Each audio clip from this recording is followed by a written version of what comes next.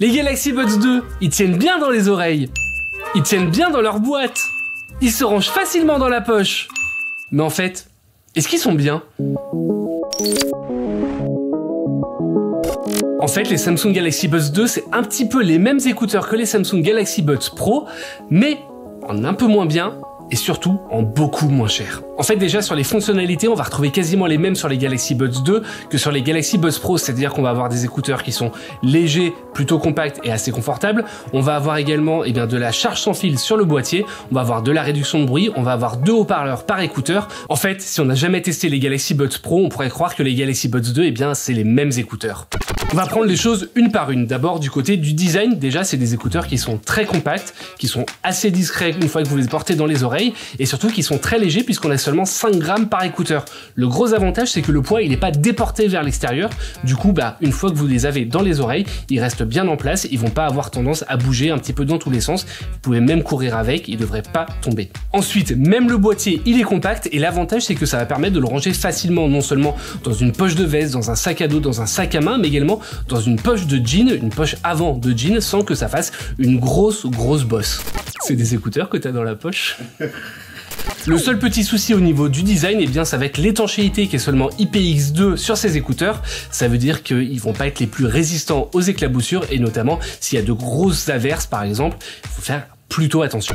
Pour les contrôles tactiles des écouteurs, ça fonctionne plutôt bien, ils sont plutôt sensibles. Honnêtement, j'ai pas eu de soucis là-dessus. On va avoir de base un système avec 4 gestes différents, c'est-à-dire qu'on a un appui pour mettre la musique en pause, 2 appuis pour passer au titre suivant, 3 appuis pour revenir en arrière, et puis un appui long pour changer le mode de réduction de bruit. Et là, vous allez me dire: mais Geoffroy, il manque quand même le contrôle du volume. Et moi, je me suis dit complètement pareil.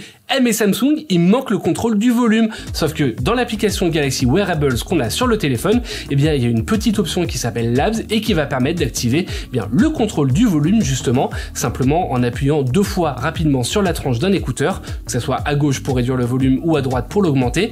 Et encore une fois, c'est plutôt efficace, juste faut penser à l'activer, quoi. Pour la réduction de bruit, déjà, on a l'isolation passive qui est due au format intra-auriculaire des écouteurs, et puis en plus de ça, on a de la réduction de bruit active qui fonctionne plutôt pas trop mal. Ça va vous permettre, par exemple, dans le métro, de réduire un petit peu le bruit des transports et la gêne sonore. Idem pour les bruits de circulation dans la rue, espèce de brouhaha ambiant que vous entendez, là, il sera considérablement réduit. Par contre, ça vaut pas les WF-1000XM4 de Sony, les Bose QC Earbuds ou les AirPods Pro, par exemple, et même les Samsung Galaxy Buds Pro, ils font quand même un petit peu mieux pour réduire les voix par exemple ou les voitures qui passent autour de vous. Bref, ça fait le job, mais c'est pas au niveau des cadors du jeu. Et c'est la même chose pour la qualité sonore des écouteurs. En fait, on a beau avoir des écouteurs qui sont milieu de gamme, Samsung a repris la même formule que sur les Samsung Galaxy Buds Pro. Qu'est-ce que ça veut dire concrètement? Ça veut dire qu'en fait, on va avoir 2 transducteurs par écouteur. Donc on va avoir un transducteur qui va s'occuper des graves, c'est le woofer, et un transducteur qui va s'occuper des médiums, c'est le tweeter. Le gros avantage de cette formule, c'est que ça va permettre à chaque haut-parleur de bien se concentrer sur une bande de fréquence précise. L'idée, c'est que sur les basses, par exemple, on va avoir un son qui va être hyper chaleureux, hyper agréable, qui va pas être brouillon puisque du coup ça va être mélangé avec des médiums ou quoi que ce soit. Là, c'est vraiment précis, profond, détaillé, hyper agréable. Le souci, c'est que c'est moins le cas sur les médiums puisqu'on va avoir de la saturation à fort volume, et même sur les aigus, on a pas mal de sibilance. La sibilance, c'est quoi? La sibilance, c'est comme si je parlais comme ça. Grosso modo, les S sont très accentués. Par contre, pour la qualité du micro, ça fonctionne très bien lorsque vous êtes dans un environnement calme. Honnêtement, la voix, elle est très bien captée. Par contre, dès que vous avez un peu de bruit autour de vous, malheureusement, le traitement audio, il va être un peu trop fort. Et comme un exemple vaut 1000 explications, dans le test écrit qui est en lien de cette vidéo, vous avez justement une illustration, un enregistrement de la qualité audio de ces écouteurs. Enfin, pour l'autonomie, là aussi, les Galaxy Buds 2 s'en sortent très bien sans être exceptionnels pour autant. C'est-à-dire que, en utilisant les 2 écouteurs avec la réduction de bruit, j'ai pu tenir pendant 5h30, ce qui est un score plutôt correct, sachant que les moins bons élèves, généralement, ils sont autour de 4 heures, les meilleurs autour de 7 heures.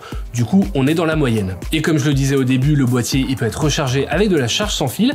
Et ensuite, pour recharger les écouteurs dans le boîtier, une fois qu'ils sont complètement vides, vous les mettez en 40 minutes, hop, ça récupère toute la batterie. En fait, si les Samsung Galaxy Buds 2 ressemblent autant au Samsung Galaxy Buds Pro, eh bien c'est plutôt logique parce que Samsung, ils ont mis très longtemps avant de trouver une formule qui marche pour les écouteurs sans fil qu'ils proposaient sur le marché. Les Galaxy Buds Pro, c'est une formule qui marche. Le seul souci des Galaxy Buds Pro, c'est que c'était des écouteurs qui étaient quand même très haut de gamme puisqu'ils étaient lancés à 230 € et qui visaient vraiment le haut du marché. Sauf que depuis quelques mois, on a un marché des écouteurs sans fil qui s'oriente clairement vers le milieu, voire l'entrée de gamme, avec beaucoup d'écouteurs qui sont proposés entre 80 et 150 €. Et ces écouteurs, ils sont pas mauvais, loin de là. On peut citer par exemple les Huawei FreeBuds 4i, les OnePlus Buds Pro, les Nothing Ear One, les Beats Studio Buds ou même les Sennheiser CX True Wireless. Tous ces écouteurs, c'est des écouteurs qui font tout plutôt bien, voire parfois avec une grosse qualité comme les Sennheiser CX True Wireless qui proposent une excellente qualité audio. Du coup, Samsung a dû répondre à cette concurrence qui est de plus en plus forte sur le milieu de gamme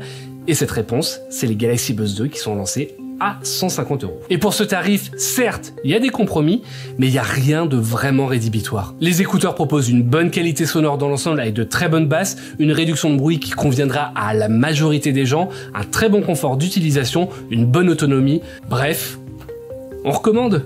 Merci à toutes et à tous d'avoir suivi cette vidéo. N'hésitez pas à faire un petit tour dans la description puisqu'on a un lien vers le test complet des Samsung Galaxy Buds 2. Il y a également un lien pour les acheter au meilleur prix si jamais ces écouteurs vous intéressent. Vous pouvez faire un petit tour également du côté de Twitch, Instagram, Twitter, Facebook, bref, partout là où on est. Moi, je vous fais de gros bisous et je vous dis à très bientôt sur Frandroid.